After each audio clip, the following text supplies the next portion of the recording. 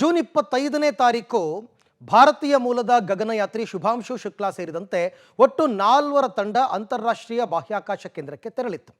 ಸುಮಾರು 18 ದಿನಗಳ ಕಾಲ ಅನೇಕ ಎಕ್ಸ್ಪೆರಿಮೆಂಟ್ಗಳನ್ನು ಪ್ರಯೋಗಗಳನ್ನು ಮಾಡಿ ಅದರಲ್ಲಿ ಅವರು ಯಶವನ್ನು ಕೂಡ ಕಂಡರು. ಈಗ ನಾಳೆ ಅವರೆಲ್ಲರೂ ಕೂಡ ಅಲ್ಲಿಂದ ವಾಪಸ್ ಹೊರಡ್ತಾ ಇದ್ದಾರೆ. ಅರ್ಥಾತ್ ಅವರೆಲ್ಲ ನಾಳೆಗೆ ಡ್ರ್ಯಾಗನ್ ಪ್ರವೇಶವನ್ನು ಮಾಡ್ತಾರೆ. ನಾಡಿದ್ದು ಅಂದರೆ ಮಂಗಳವಾರ ಅವರೆಲ್ಲರೂ ಭೂಮಿಗೆ ವಾಪಸ್ ಆಗ್ತಾ ಇದ್ದಾರೆ. ಈ ಕುರಿತಂತೆ ಒಂದು ರಿಪೋರ್ಟ್ ಇದೆ, ನೋಡೋಣ ಬನ್ನಿ. ಆಕ್ಸಿಯಂ 4 ಪ್ರಯೋಗ ಯಶಸ್ವಿ. ಮಂಗಳವಾರ ಭೂಮಿಗೆ ಶುಭಾಂಶು ಶುಕ್ಲಾ. ನಾಳೆ ಅನ್ಡಾಕಿಂಗ್ ಪ್ರಕ್ರಿಯೆ ಆರಂಭ. ಭಾರತದ ಹೆಮ್ಮೆಯ ಗಗನಯಾತ್ರಿ ಶುಭಾಂಶು ಶುಕ್ಲಾ ನೇತೃತ್ವದ ತಂಡ ಅಂತಾರಾಷ್ಟ್ರೀಯ ಬಾಹ್ಯಾಕಾಶ ನಿಲ್ದಾಣದಿಂದ ಮಂಗಳವಾರ ಮರಳಿ ಭೂಮಿಗೆ ಬರಲಿದ್ದಾರೆ. 18 ದಿನಗಳ ಕಾಲ ಐಸಿಸ್ನಲ್ಲಿದ್ದುಕೊಂಡು ಅನೇಕ ಪ್ರಯೋಗಗಳನ್ನು ಯಶಸ್ವಿಯಾಗಿ ಮುಗಿಸಿದ್ದಾರೆ. ಅದರಂತೆ ಬಾಹ್ಯಾಕಾಶದಿಂದ ಭೂಮಿಗೆ ಹಿಂದಿರುಗಲಿದ್ದಾರೆ. ಅನ್ಡಾಕ್ಗೆ ಕೌಂಟ್ ಡೌನ್ ಶುರುವಾಗಿದೆ. ನಾಳೆ ಮಧ್ಯಾಹ್ನ ಅನ್ಡಾಕ್ ಪ್ರಕ್ರಿಯೆ ಆರಂಭ ಆಗಲಿದೆ. ಕಳೆದ ಜೂನ್ 25ನೇ ತಾರೀಕು ಫ್ಲೋರಿಡಾದಿಂದ ಬಾಹ್ಯಾಕಾಶ ನಿಲ್ದಾಣಕ್ಕೆ ತೆರಳಲಾಗಿತ್ತು. 18 ದಿನಗಳು ಅನೇಕ ಪ್ರಯೋಗಗಳನ್ನ ಮಾಡಿದ್ದು, ನಾಳೆ 2:25 ವೇಳೆಗೆ 4 ಗಗನಯಾತ್ರಿಗಳ ತಂಡ ಡ್ರ್ಯಾಗನ್ ಪ್ರವೇಶ ಮಾಡಲಿದೆ. ಬಳಿಕ 4:45 ಸುಮಾರಿಗೆ ಐಸಿಸ್ ನಿಲ್ದಾಣದಿಂದ ಹೊರಡಲಿದ್ದಾರೆ. ನಿಗದಿತ ಕಕ್ಷೆಯಲ್ಲಿ ಹಲವು ಸುತ್ತು ಹಾಕಿದ ಬಳಿಕವೇ 15ನೇ ತಾರೀಕು ಮಂಗಳವಾರ ಮಧ್ಯಾಹ್ನ 3 ಗಂಟೆಗೆ ಕ್ಯಾಲಿಫೋರ್ನಿಯಾದ ಕಡಲ ತೀರದಲ್ಲಿ ಬಂದಿಳಿಯಲಿದ್ದಾರೆ.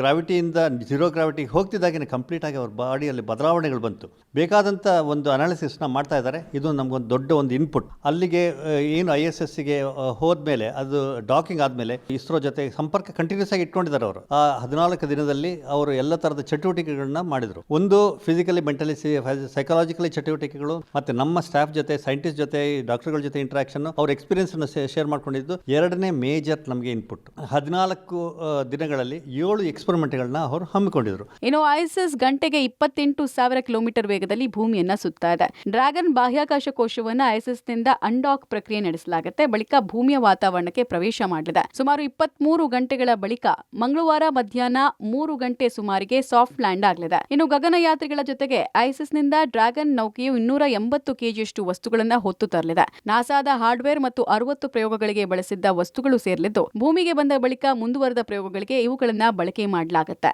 ಅವರು 0G ಕಂಡೀಷನ್ ಇದ್ದಾರೆ, ತೇಲ್ತಾ ಇದ್ದಾರೆ. ಅವರು ಆ ಆರ್ಬಿಟ್ ಇಂದ ಅವರು ಲಾಸ್ಟ್ 55 ಮಿನಿಟ್ಸ್ ಅಂತ ನಾವು ಹೇಳ್ತೀವಿ. ಆ ಡ್ರ್ಯಾಗನ್ ಕ್ಯಾಪ್ಸೂಲ್ ಅರ್ಥನ ಎಂಟ್ರಿ ಆಗುತ್ತೆ, ಅಂದ್ರೆ ಅರ್ಥ ಅಟ್ಮಾಸ್ಫಿಯರ್ನ ಎಂಟ್ರಿ ಆಗುತ್ತೆ. ಅಸ್ಟ್ರೋನಾಟ್ಸ್ನ ಹೊರಗಡೆ ಕರ್ಕೊಂಡು ಬರಬೇಕಾದ್ರೆ ಯಾವುದೇ ರೀತಿಯಾಗಿ ಅವ್ರಿಗೆ ತೊಂದರೆ ಆಗಬಾರ್ದು. ಯಾವುದೇ ಉಸಿರಾಡೋದಕ್ಕಾಗಲಿ ಅವ್ರನ್ನ ನಡ್ಸ್ಕೊಂಡು ಬರೋಕ್ಕಾಗಲ್ಲ, ವೀಲ್ ಔಟ್ ಮಾಡಬೇಕಾಗತ್ತೆ. ಅವರು ಮೋಸ್ಟ್ಲಿ ಅವರು ಕಾನ್ಶಿಯಸ್ ಅಥವಾ ಸೆಮಿ ಕಾನ್ಶಿಯಸ್ ಸ್ಟೇಟಲ್ಲಿ ಇರ್ತಾರೆ. ಅವರ ಎಲ್ಲ health parameter, physically, mentally, psychological health parameter continuous ಆಗಿ ರೆಕಾರ್ಡ್ ಮಾಡ್ತಾ ಇದೀವಿ ನಾವು. ಅವ್ರಿಗೆ ಬೇಕಾದಂಥ ಎಲ್ಲ ಒಂದು ಎನರ್ಜಿ ಬೂಸ್ಟಿಂಗ್ ಫ್ಲೂಯಿಡ್ಸ್ ಇರ್ಬೋದು, ಸಪ್ಲಿಮೆಂಟ್ಸ್ ಇರ್ಬೋದು, ಇದನ್ನು ಕೊಟ್ಟು ಅಕ್ಸೆಪ್ಟ್ ಮಾಡ್ಕೊಳ್ಳೋಂಥ ಒಂದು ಕಂಡೀಷನ್ಗೆ ತರುವಂಥ ಕಾರ್ಯಕ್ರಮ. ಅಲ್ಲಿ ಇರುವಂಥ ಸರ್ಜನ್ಗಳು ಇರ್ತಾರೆ, ಅವ್ರನ್ನ ನಿಲ್ಲೋದಕ್ಕೆ, ನಡೆಯೋದಕ್ಕೆ ಎಲ್ಲ ಹೆಲ್ಪ್ ಮಾಡ್ತಾರೆ. 3 ವಾರದಿಂದ 3 ತಿಂಗಳವರೆಗೂ ತಗೊಳ್ಳುವಂಥ ಒಂದು ಕಾರ್ಯಕ್ರಮ. ಇನ್ನು ಭೂಮಿಗೆ ಮರಳಿದ ಬಳಿಕ ಶುಭಾಂಶು ಶುಕ್ಲಾ ಮತ್ತು ತಂಡವನ್ನ ವೈದ್ಯರು ವಾರಗಳ ಕಾಲ ಅಬ್ಸರ್ವೇಷನ್ ಮೂಲಕ ನಿಗಾ ವಹಿಸಲಿದ್ದಾರೆ. ಹಲವು ದಿನಗಳ ಕಾಲ ಆರೋಗ್ಯದ ಕಾರಣ ನಿಗಾ ವಹಿಸಲಿದ್ದಾರೆ. ಇನ್ನು ಐಸಿಸ್ನಲ್ಲಿ ಮಾಡಿದ ಪ್ರಯೋಗ ಸಂಬಂಧ ಮುಂದುವರೆದ ಭಾಗವಾಗಿ ಅಲ್ಲಿಂದ ತಂದಂತಹ ಅನೇಕ ಇನ್ಪುಟ್ಗಳನ್ನ ಬಳಕೆ ಮಾಡಿ ಅಧ್ಯಯನ ಮಾಡಲಾಗುತ್ತೆ. ಒಟ್ಟಾರೆ ಡಾಕಿಂಗ್ ಅದೆಷ್ಟು ಯಶಸ್ವಿಯಾಗಿ, ಅನ್ಡಾಕಿಂಗ್ ಕೂಡ ಪೂರ್ಣವಾಗಿ ಯಶಸ್ವಿಯಾಗಿ ಶುಭಾಂಶು ಶುಕ್ಲಾ ಮತ್ತು ತಂಡ ವಾಪಸ್ ಮರಳಲಿ ಅಂತ ಶುಭ ಹಾರೈಸೋಣ. Raghu Mariswamy, metro bureau, public TV.